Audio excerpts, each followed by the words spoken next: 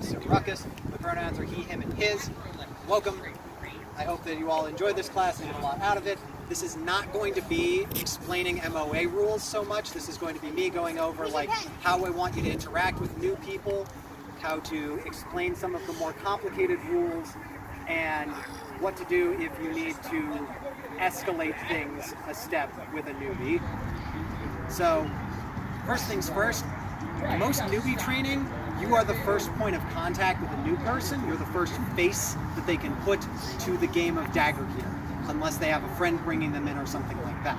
So it's important to be friendly and open and listen to like their questions, no matter how silly or dangerous their questions might be. We've all had that newbie who's like, "Can I build a scythe?" And we're like, "There's no swung green in our game, so no, please never do that." Bear with it.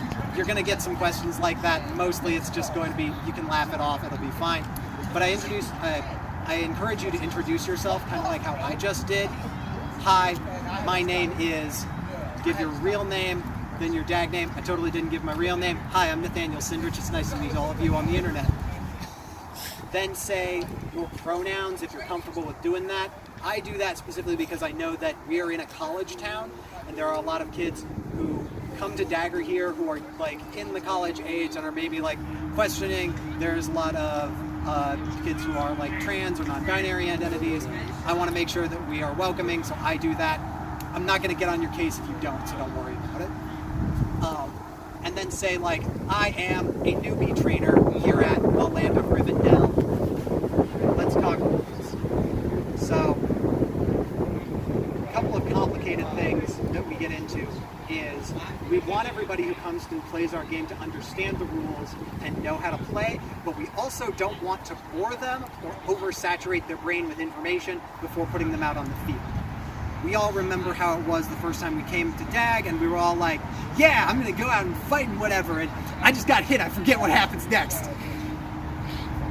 Right, I lose that arm, and now I think I'm dead. Yeah, I'm dead now. Like, or you ran in and you were all like, yeah, I'm hitting people, this is amazing. And everybody else is like, that dude died like 5 times, what is wrong with this newbie? I hate him, I'm gonna hit him a lot harder, like whatever. So, we're trying to strike a balance with that. What I encourage you to do is be mindful of where the newbie is. Are we at a practice? Are we at a monthly battle like today? Are we at a camping event? What do we have on the field today? What rules do they really need to know in order to play safely for today and get them on the field and not bore them with all of this rules. And also, we threw all the rules at them. We don't want to risk them like forgetting something really important because it just got lost in the rush. Here's a couple of things that I want you to be mindful of. Always teach blue and green and like your different striking areas. We've got 2 arms, 2 legs, and a torso that we can hit people in. You want to explain really clearly, head, neck, and face are off limits. I encourage you to do this stupid hand gesture because it makes it obvious that you are making a point to them and they'll remember it better. I also want you to say things multiple times throughout your newbie training that are essential. Stuff like, when you get it hit in the arm, you lose the arm, you drop what you're carrying, you tuck it behind your back. Sometimes have them repeat it back to you. Like, hey, do you remember, pop quiz, do you remember what happens when somebody hits you in the leg? And have them say, I lose the leg, so I put it down, I do not hop on it. This is dangerous. Stuff like that. Repeating information like that helps people remember it, gets it stuck in their brains, so it's much more accessible whenever they are on the field. The other thing is that there are a couple of things in the MOA that are like worded really confusingly.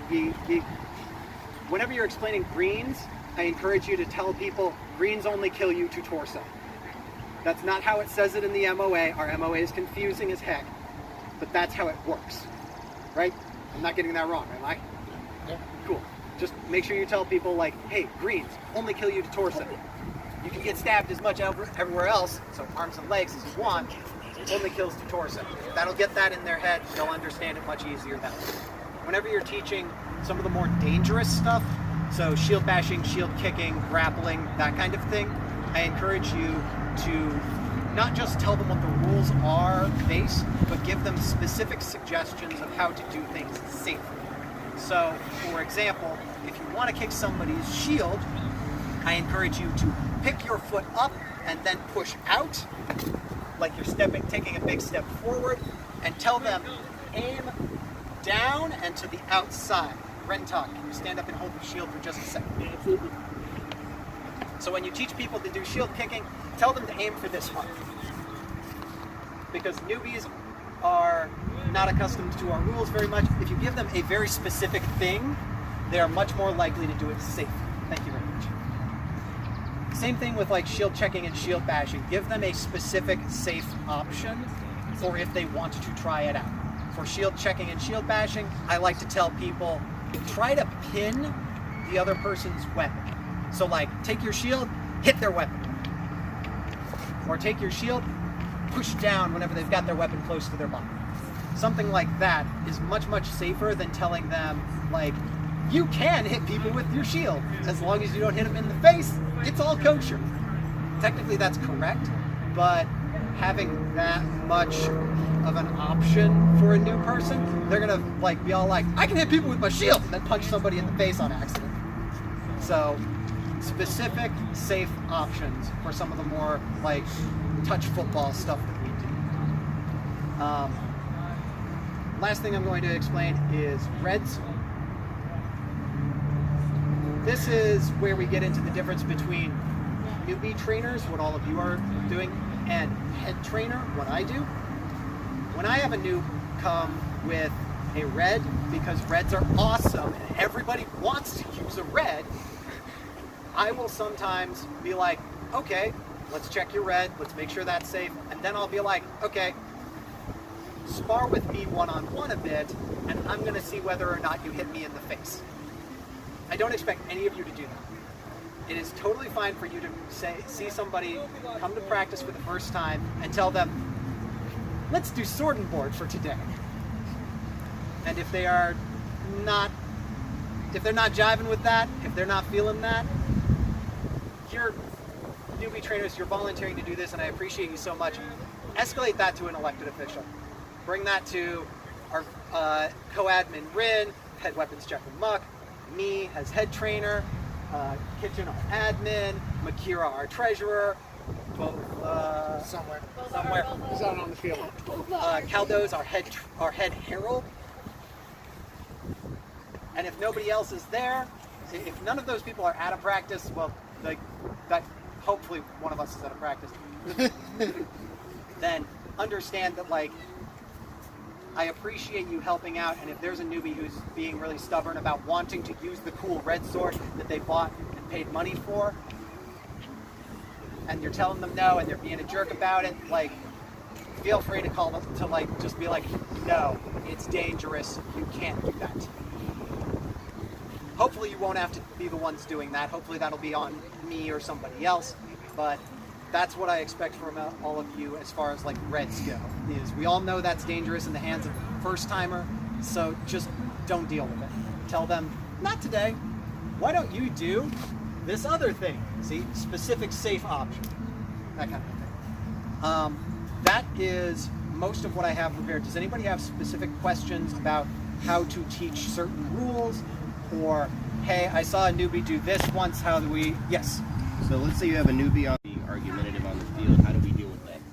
Okay, so the question is, new person who is day one, right? Day one or week one, they've been to one or two practices maybe. Okay, still pretty green, still pretty fresh, and they're arguing about their hits. Either theirs landed or yours landed, they just want to argue on the field. They want to argue on the field. So one thing that I encourage everybody to explain whenever you are explaining the rules the first time is A, tell newbies that this is an honor system, tell them about rule 0, don't be an asshole. Also tell them that in our rules, you are not allowed to tell other people what hit them. That is the herald's job and not yours. Instead, see, this is the pattern. You take the thing we don't want them to do and then tell them, instead of that thing, do this thing. So what I encourage people to teach is like, instead, if you're ever confused, ask somebody like, hey, did my shot hit? Or something like that. Give them a better behavior to do than just arguing about it. Again, if this is something that is happening on the field, that's not something that I expect newbie trainers to have to deal with. That's something that I expect elected officials to have to deal with more. So, hey, there's Boba. This is Boba. No, well, we all got. You didn't. I introduced everybody else. So, yes, there is Lord Boba. Does that answer your question pretty well, or was there something else? Is there a way that we can help alleviate the tension on the field? Was more what I was getting at. Okay, so yeah, specific verbal techniques, verbal judo for like somebody getting heated about shots. Yes, that. Thank you. Yeah, that's. I'll give you one specific example. Understand that this isn't going to apply in every single situation. Somebody like. I'm exchanging shots with somebody.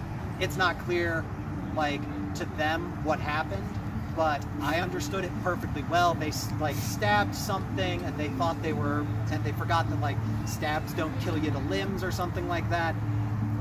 Whenever they are like, "Hey, I hit you," my response to that is going to be, "Yes, you stabbed me.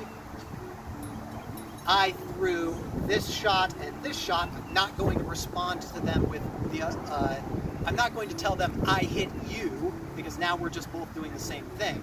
I'm going to tell him I did this, I threw this, and then I'm going to ask him, did those hit? So that I am modeling the better behavior, and I'm not even going to, if he's all, like really trying to insist like, you're dead now, I'm going to be all like, okay, this is going to take longer than a couple seconds. Step off with me. Let's talk about this over here, so that neither of us are fighting, and neither of us are getting in the way of other people fighting. If they are doing it because they are genuinely confused, that's going to work really well. If they're doing it because they're trying to cheat, they're not going to want to stop fighting. And that's how you're going to be able to tell the difference. Personal opinion, that's my best guess on this. Thanks, that's a good detailed question. Do we have any other questions? Yeah.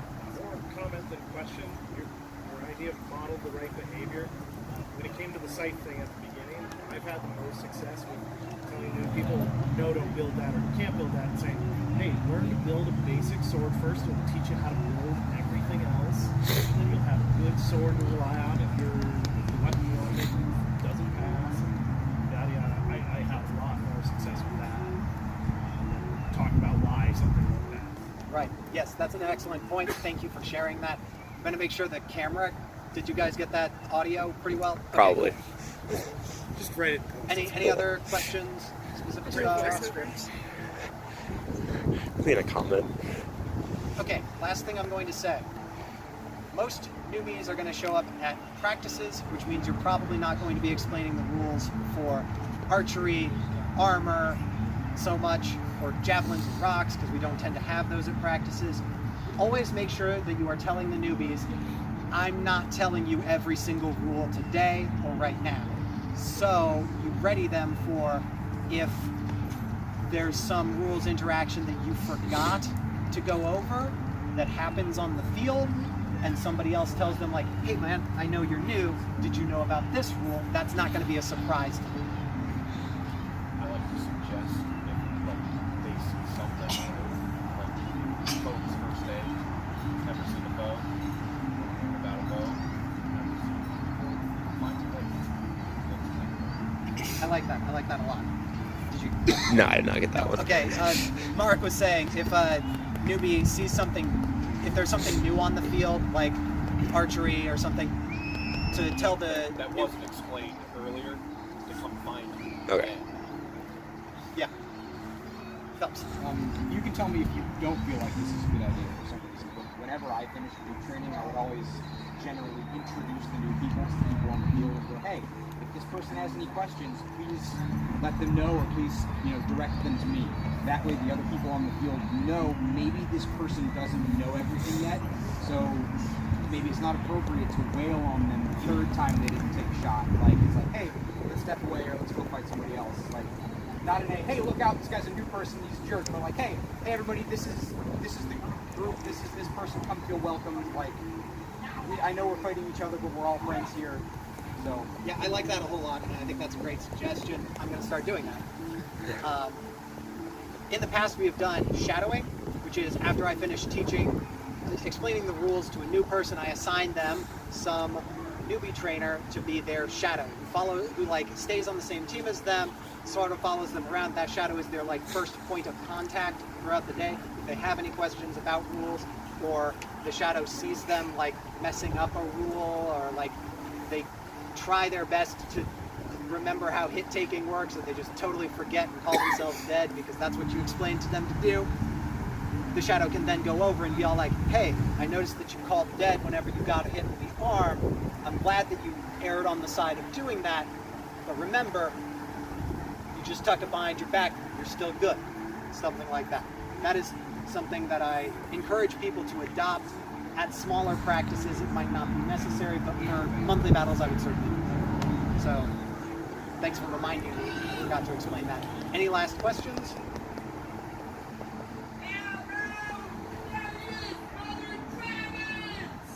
Cool.